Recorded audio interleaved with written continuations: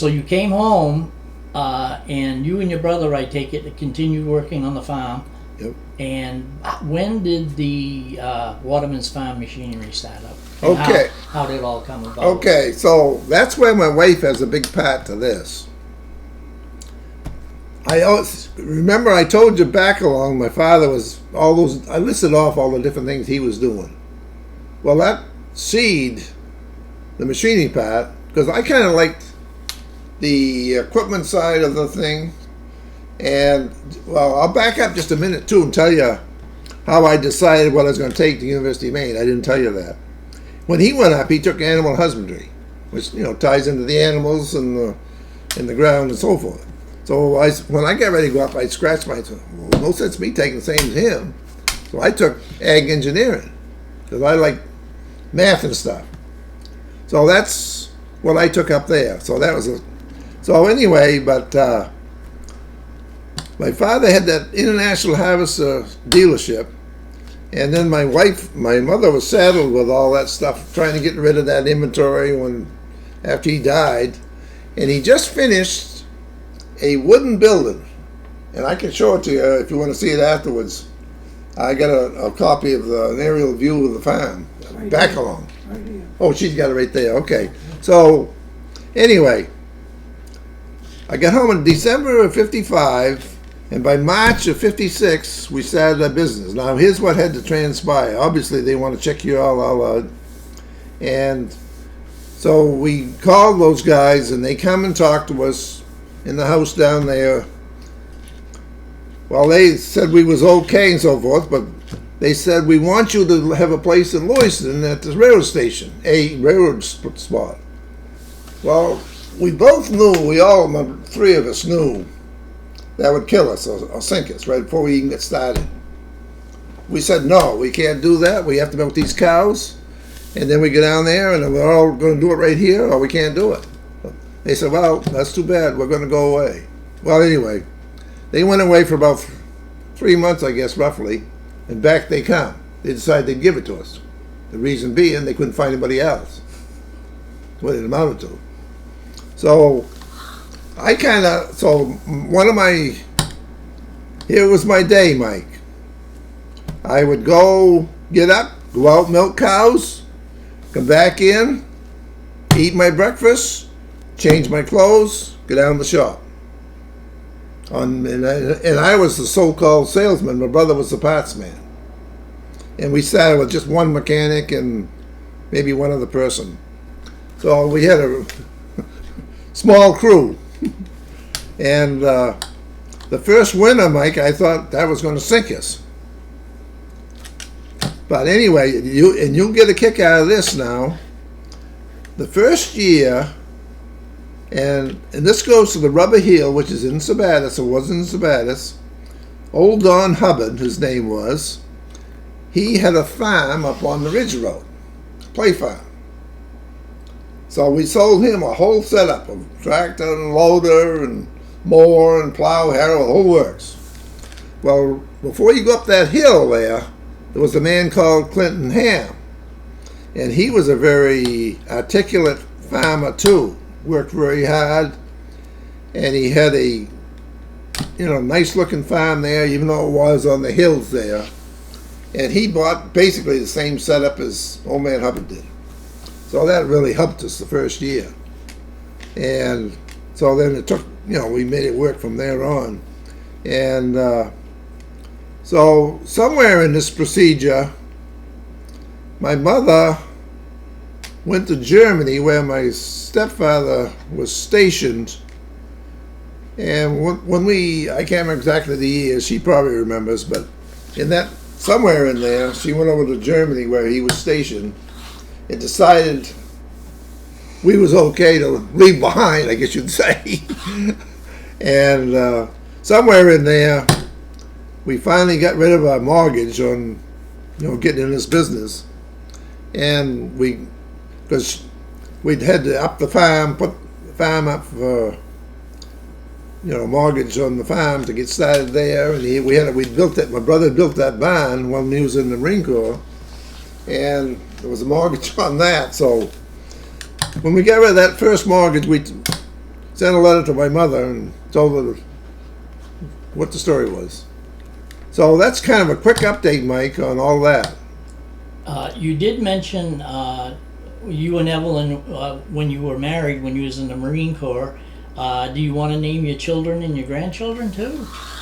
Well, why don't I let my wife say that much, if that's you don't mind? If you don't mind. That's fine. No. So, Eddie, you answer that question. Well, David was born. Talk up as much as you can, dear. David was born in North Carolina before we came home. And then when he was just 5 months old, we moved home and went in the small house across from the machinery company. And then 2 years later, another boy. And then 3 years later, another boy. And then finally we had a little girl. In the meantime, they were like brothers and sisters to Robert's kids because they were all in school. And the only way that they could play sports was one bunch would go to the barn and the other bunch would play JCs. And then they'd come home and go to work and the other bunch would go off to play or practice. And there were 9 children in all. Oh, personally, but I want you to tell everyone what offices that you've held in this town and what different committees you've been on and all the other stuff that you and the company volunteered for in Sabattus. Well, basically in my case is I was working a heck of a lot. But I did take a liking, so to speak, to the school committee. And I spent a long time in the school committee, and I can't remember, 3 or 4 different constructions. Anyway, I was on the school committee, Mike, for 16 years, so that's a long time. But anyway, we started out, we built the Green Street School down there. In addition to that, because there was a little bit there, and that was one. And then, of course, the big thing was when we built the high school up here. As you guys all know, that thing was set on fire. Not set on fire on purpose, but the contractor had a I guess what do you call them heaters? There's a salamander, not a salamander, but a torpedo. Yeah, what do they call them? Anyway, and we had a big snowstorm. And when we saw that, my son and I, because we lived down there, we went up on snowmobile up there. Because I knew whether it's a wooden building, but they had a firewall. And that touched that end, and which is the end nearest the road there, that whole wing. And that was I guess you call it the industrial art spot. And that was going like a son of a gun. But anyway, the fire trucks did get up there, showed them where that firewall was, and they shut it off right there. They stopped it right there. Anyway, that was in, I think, around 1976, I think was the first class, right around there. Though that you sponsored the town team for.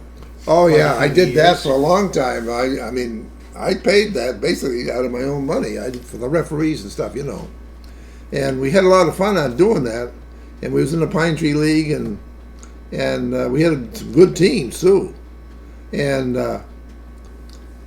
my nephew Pete down there was the catcher. Because of all of our kids, Bob was a good outfielder. Pete was a catcher. And Tom, our other boy, who's down in Old Orchard. You don't know him, really. And he was a good outfielder, too. And so but Pete was probably he was the best hitter anyway, let's put it that way. And he had a good arm to throw to second. So all these years, mainly been playing with him and the other people that we had. Yeah. And so, yeah, I sponsored that and paid all the bills on it for quite a few years. Yeah, I know that through my own experience, Waterman was always good to give you money for a couple dozen balls and everything else. And also when we was in high school, you always bought ads and everything. Oh, so, yeah, all that kind of stuff. Waterman's Farm Machinery. Yeah, we try to support as much as we can. It was because it's a two-way street. absolutely. I don't know if you'd agree with this or not, but other people that we've spoken to just say that there's a change in attitude about it being more family back when, like the whole town was a family, as compared to the way it is now. Would that be somewhat what you're talking about? Well, I wouldn't be surprised if that enters into it, like what you're saying. Yeah. Which would go with, like I said, the input of so many different types of people, I Yeah. think.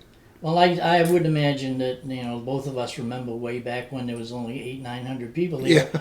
I would imagine now that there's almost 6,000. That's probably. Probably. It's probably hard to be quite as tight with that big of a family. Well, that's right. Okay. So, another story he might get a kick out of was one year the Sabattus high school basketball team, when Charlie Gilson and his father was playing, were going to the States, and for some reason that town hall was booked.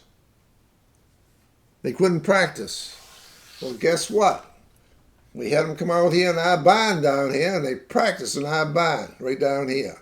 And we had that hook up there for quite a while. So Charlie and his father and Donnie and those guys there practiced basketball right there. Must have made an impression on them. We've heard that story a couple times. Yeah, that's right. You probably heard that. We heard that story from John and Bob when we did an interview with them. Yes, sir. Yeah. So anyway, if you got any more questions, I'd be glad to answer them. Well, what I'd like to do is just thank you for your time. You've Well- given us a great synopsis of everything. I know how hard it is to keep it brief because, like I say, I absolutely know that you could talk for a week and you still won't get it all done, but we greatly appreciate it. And thank you so much, and your wife, Evelyn, also. Well, yeah, like I say, she's been right behind me all the time, Well, Mike. that's So right. That's right. Every good man gets pushed by that's his right. wife, right? That's right. All right. So John and I, Jason and I both know that. Some pushed a little harder than others. More of a kick, actually. Okay, that was great.